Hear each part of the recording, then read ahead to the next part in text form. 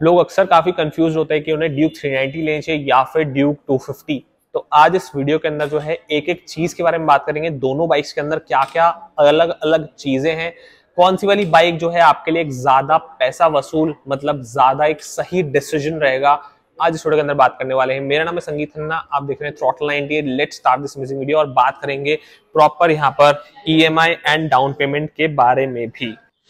Price के बारे में बात कर लेते हैं सबसे पहले, बिकॉज सबसे एक इंपॉर्टेंट फैक्टर रहता है जब भी आप कोई भी बाइक लेने जाते हैं उसका प्राइस।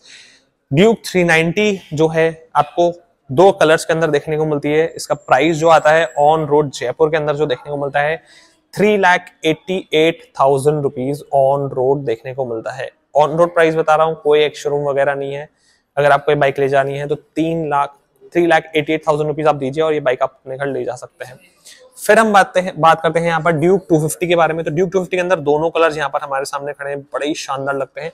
ये तो बिल्कुल लेटेस्ट कलर है, अभी थोड़े टाइम पहले, कुछ महीनों पहले ही लॉन्च हुआ था ड्यूक 250 के अंदर द ब्लू कलर, जो काफी कुछ यहाँ पर ड्यूक 390 के ब्लू कलर से मैच करता है। और जो दूसरा कलर आता है वो मेरा पर्सनल फेवरेट है, ऑरेंज कलर, बिकॉज इसके अंदर ब्लैक अलॉय व्हील्स आते हैं।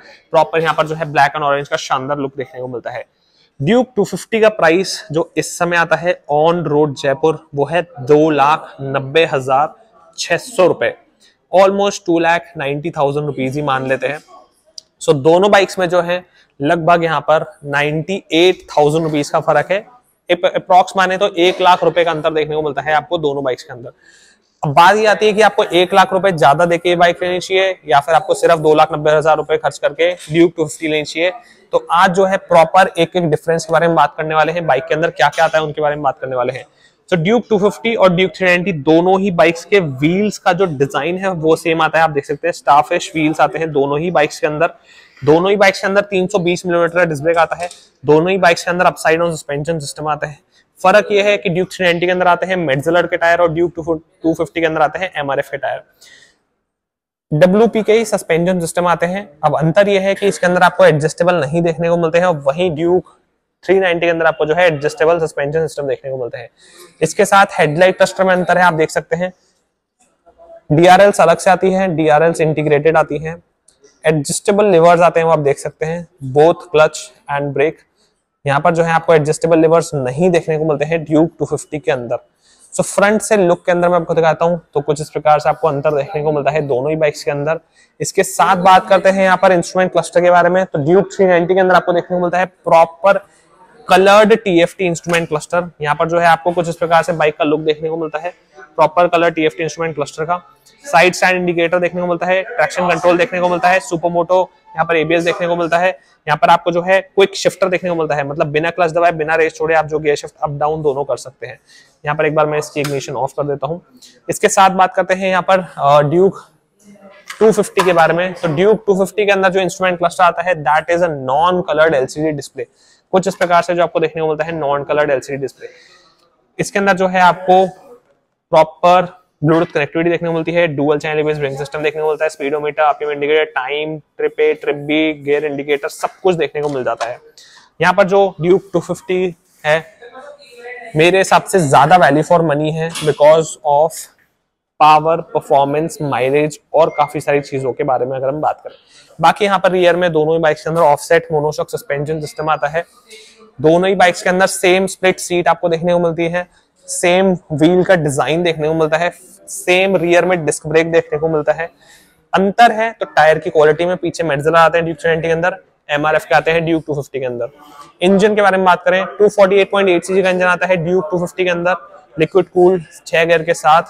यहाँ पर ड्यूक 390 के अंदर आता है ऑलमोस्ट 400 cc का इंजन 398 cc का।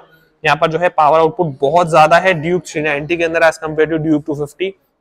एंड यहाँ पर टॉप स्पीड के बारे में बात करें ड्यूक 390 जाती है 174 किलोमीटर पर आवर। यहाँ पर ड्यूक 250 जाती है ऑलमोस्ट 150 किलोमीटर पर आवर के आसपास। मैक्सिमम मैं बता रहा हूँ 140 तक आराम से चल जाती है, ये 170 प्लस इजिली चली जाती है because of the better performance and better engine. Mileage जो है ऑलमोस्ट 25 किलोमीटर का देखने को मिलता है। यहाँ पर माइलेज ऑलमोस्ट आपको 30 किलोमीटर पर लीटर देखने को मिल जाता है।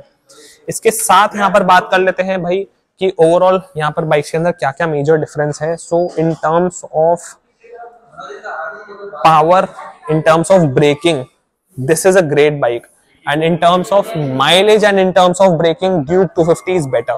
माइलेज बेटर है, इसका ब्रेकिंग सबसे शानदार ब्रेकिंग किसी ड्यूक बाइक में आती है, वो है ड्यूक 250। बाकी ईएमआई डाउन पेमेंट के बारे में बात कर लेते हैं। वैसे दोनों बाइक्स पे आप 20% का डाउन पेमेंट कर सकते हो। इसको खरीदने के लिए आपकी मिनिमम सैलरी एटलीस्ट 20-25,000 रुपीज होनी चाहिए। इसके लिए आपकी सैलरी 15-20 हजार रुपए भी चलेगी। बाकी यहाँ पर जो है आपको अपना आधार कार्ड देना होता है, PAN card, driving licence, account payee cheque, passport size photograph, कुछ इस प्रकार से आपको यहाँ पर डॉक्यूमेंट्स देने होते हैं। बात करते हैं यहाँ पर भाई कौन सी वाली बाइक ज्यादा प्रैक्टिकल है। तो अगर आप बहुत एक टाइम से बाइक चलाते आ रहे हो, आप बाइक ओन करते आ रहे हो, आपको एक पावरफुल बाइक चाहिए, एक ही गाड़ी चाहिए जिसमें सारे फीचर्स हो, सारे मजे मिल जाए, ड्यूक 390 आपको लेनी चाहिए, बिकॉज ये एक एक्सपीरियंस राइडर के लिए बाइक है। बाकी अगर आप बिगिनर हो, अगर आप पहली बाइक ले रहे हो अपने लिए, कम पैसे के अंदर एक अच्छी आपको गाड़ी चाहिए, आप पहले 150 सीसी या 100 सीसी चलाते थे, आपको थोड़ी एक अच्छी पावरफुल वाली रोज चलाने के लिए बेटर परफॉर्मेंस, बेटर माइलेज वाली बाइक चाहिए, आपको ड्यूक 250 के साथ जाना चाहिए।